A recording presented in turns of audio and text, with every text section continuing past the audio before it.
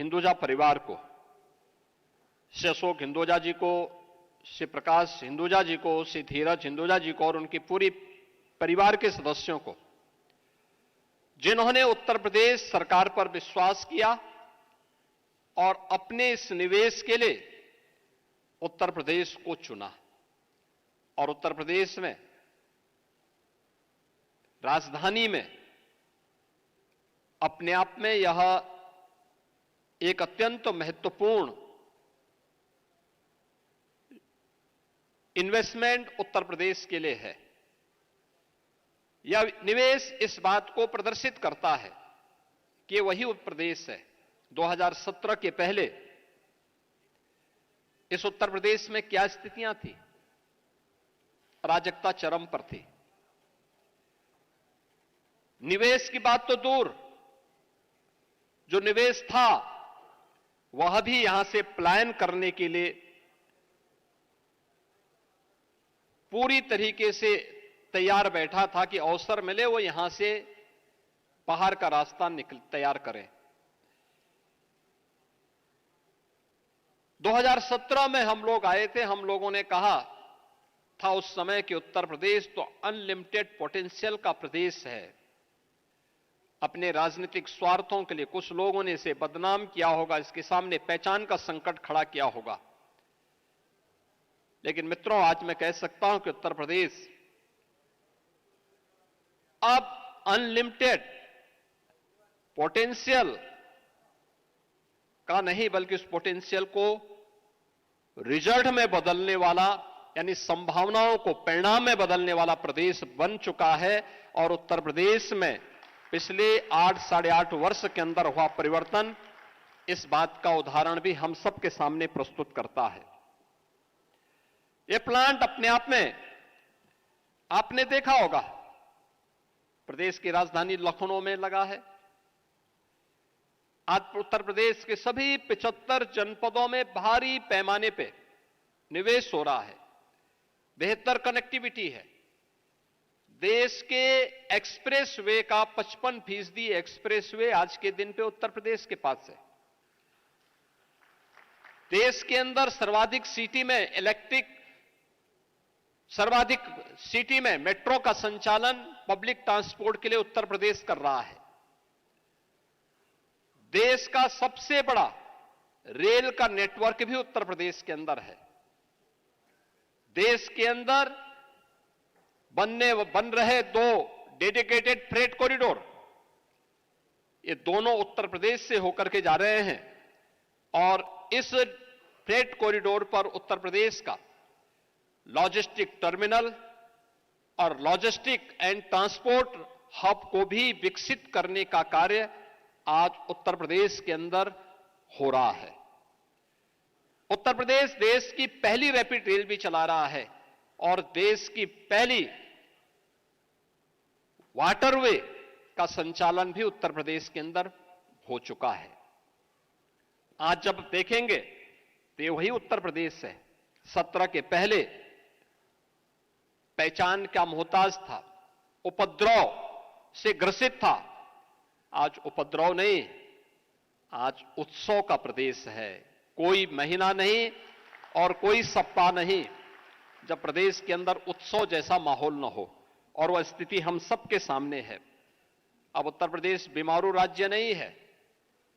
पिछले 5 वर्ष से उत्तर प्रदेश देश के उन राज्यों में है जो रेवेन्यू सरप्लस स्टेट के रूप में अपने आप को स्थापित किया है।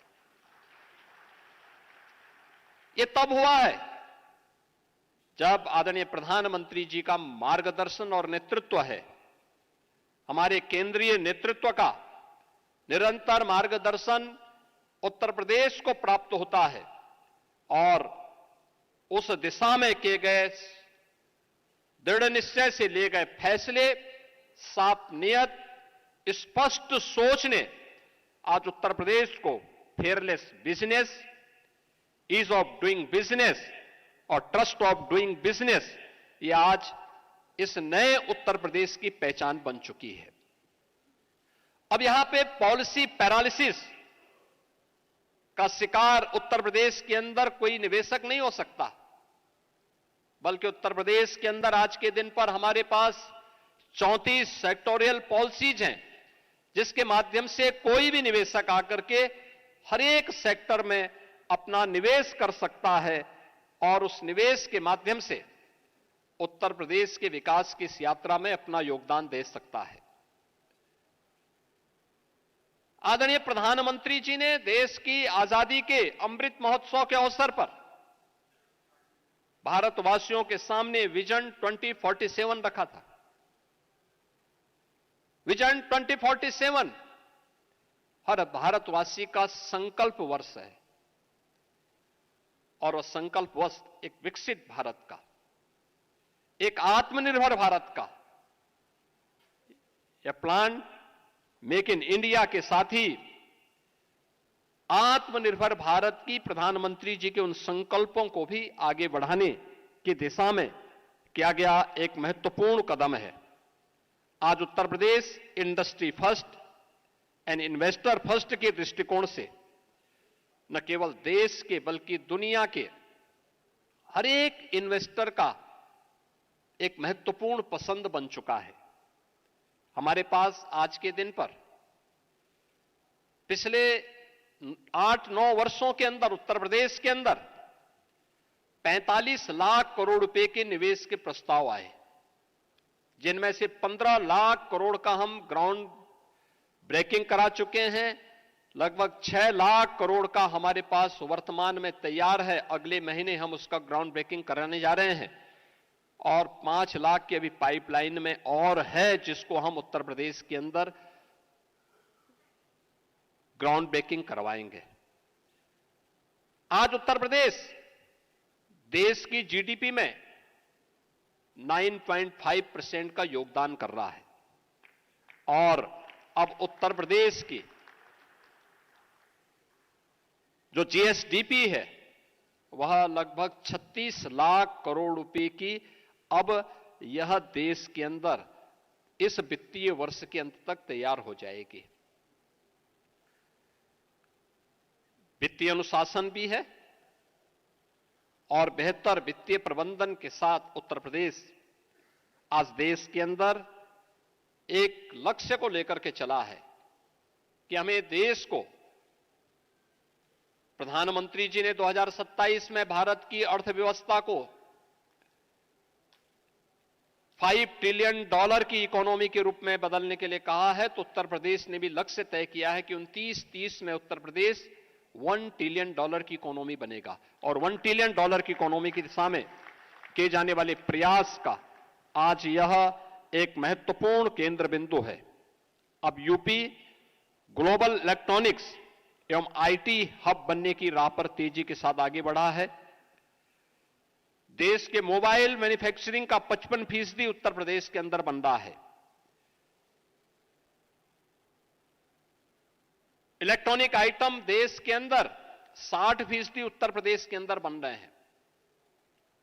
Uttar Pradesh ease of doing business में देश के अंदर टॉप अचीवर है।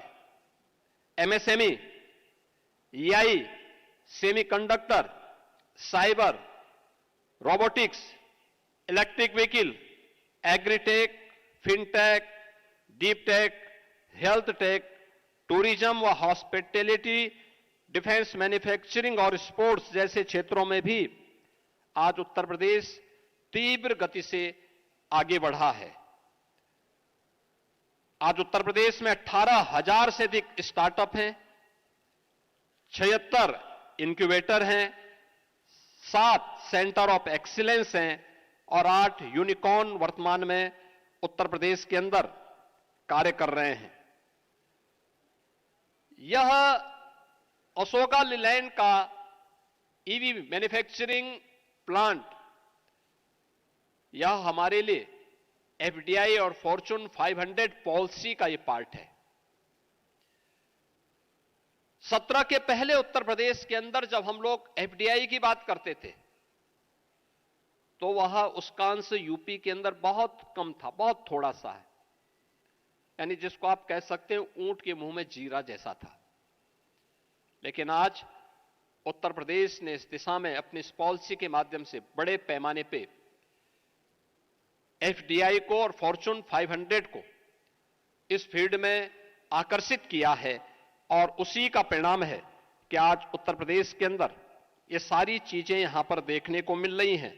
सितंबर 23 में एमओयू हुआ, जनवरी 24 में एलओआई और भूमि हस्तांतरण की कार्रवाई संपन्न हुई और मात्र 18 महीनों में एक विश्व स्तरीय प्लांट आज निर्मित होकर के हम देश को समर्पित करवा रहे हैं, जिसमें आदरणीय रक्षा मंत्री जी के करकमलों से यह प्लांट अभी समर्पित हुआ है। यानी ये डबल इंजन सरकार की फास्ट ट्रैक अप्रूवल प्रणाली है और ये सुशासन का भी एक प्रमाण है। निवेश मित्र, निवेश सारथी और उद्यमी मित्र प्रणाली के माध्यम से आज हम विभागीय स्वीकृतियों को, विभागीय समन्वय को और सतत हैंड होल्डिंग को सुनिश्चित कर रहे हैं और परिणाम है कि ऑटो कंपोनेंट और ईवी इकोसिस्टम में आज उत्तर प्रदेश तेजी के साथ आगे बढ़ा है और मेरा यह मानना है कि उत्तर प्रदेश के अंदर जो संभावनाएं हैं आने वाले समय में हम इसे और मजबूती के साथ आगे बढ़ाएंगे। 2024 में राष्ट्रीय स्तर पर इलेक्ट्रॉनिक व्हीकल बाजार में उत्तर प्रदेश की भागीदारी 19% थी। फेम 1 और फेम 2 का प्रमुख लाभार्थी उत्तर प्रदेश है। उत्तर प्रदेश में 700 से अधिक इलेक्ट्रिक बसेज का वर्तमान में संचालन हो रहा है और मेरा यह मानना है कि उत्तर प्रदेश के अंदर ग्रामीण कनेक्टिविटी के लिए मैंने अभी इस प्लांट में निर्मित इलेक्ट्रिक बस को देखा है। 17 सीटर है, 17 से 18 सीटर, कुल 15 लाख के। और मेरा मानना है कि अन्य भी जो मैन्युफैक्चरिंग यहां पे स्कूली बसेस की दृष्टि से, सिटी टू सिटी कनेक्ट की दृष्टि से प्रारंभ हुई हैं। यूपी की इलेक्ट्रिक व्हीकल पॉलिसी इस दिशा में इसको एक नई गति देने में महत्वपूर्ण भूमिका का निर्वहन करेगा। मैं इस बात के लिए धन्यवाद दूंगा कि अशोका लीलैंड ने अपने इस इलेक्ट्रिक व्हीकल मैन्युफैक्चरिंग प्लांट में प्रतिवर्ष उत्तर प्रदेश के 10,000 युवाओं को स्किल डेवलपमेंट के साथ जोड़ने के लिए भी एक एमओयू यह हिंदुजा ग्रुप यूपी गवर्नमेंट के साथ करने जा रहा है और मैं उन्हें इस बात के लिए आश्वस्त करता हूं, जो ये युवा इस सेक्टर में, जो आज देश की भी और दुनिया की भी डिमांड है, इस दिशा में आगे बढ़ रहा है, तो इलेक्ट्रिक व्हीकल का जो सेक्टर है, ये नई स्किल, नई टेक्नोलॉजी और नए फ्यूचर के लिए, नए भविष्य के लिए यह अत्यंत महत्वपूर्ण है। हमारे आईटीआई, पॉलिटेक्निक, इंजीनियरिंग संस्थान इस दिशा से इलेक्ट्रिक व्हीकल की दिशा में आगे बढ़ाने के लिए अपने आप को तैयार हैं और उत्तर प्रदेश जो देश का सबसे बड़ा श्रम शक्ति रखता है, इस टेक्नोलॉजी के माध्यम से ट्रस्ट एंड ट्रांसफॉर्मेशन की एक नई भूमि के रूप में और एक नई भूमिका के रूप में अपने आप को स्थापित करेगा। मैं हिंदुजा ग्रुप को इस निवेश के लिए हृदय से बधाई